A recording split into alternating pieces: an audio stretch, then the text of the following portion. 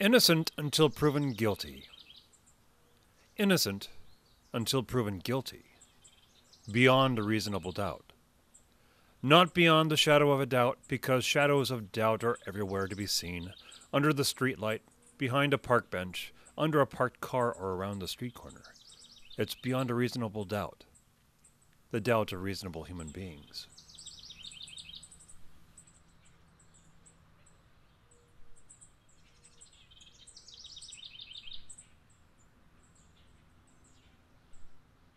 Regardless of one's politics, one's religion, one's background, this should be foundational.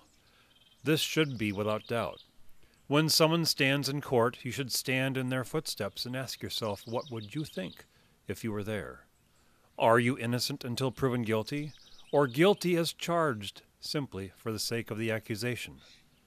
Innocent until proven guilty. There was a time when people were thrown into dungeons and forgotten. Watch any old-school sword and sorcery movie where there is a castle and a dungeon, and there is always a scatter of skeletons hung on shackles. Where did those bones come from? Where did this movie scene come from but out of actual history? Someone accused and thrown into a dungeon and forgotten, to starve to death or rot away from sickness or infection. How many have suffered the Tower of London, imprisoned and tortured and neglected, until confessions were extracted and the prisoner was released, shattered and broken.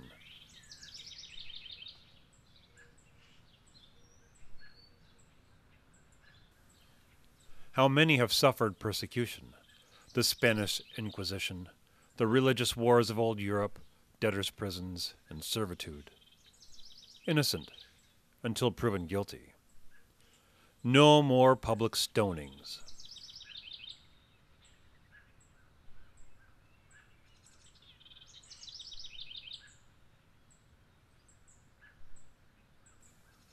That is what the internet has become.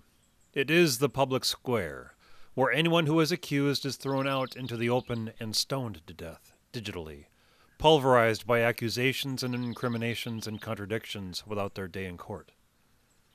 The reputation of the accused is ruined, to where they can't find work or can't raise their family, or lose everything they have worked for, even before they step foot in front of a judge. What is it in the masses, the mob, that relishes crushing a human being? Where is the regret? Where is the civility? Crush them, crush your enemies under the cowardice of anonymity, the digital cloak of moral perfection.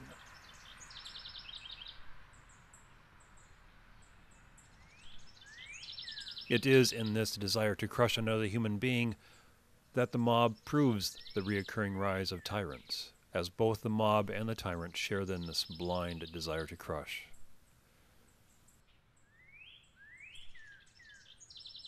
What if the crime can't ever be proven?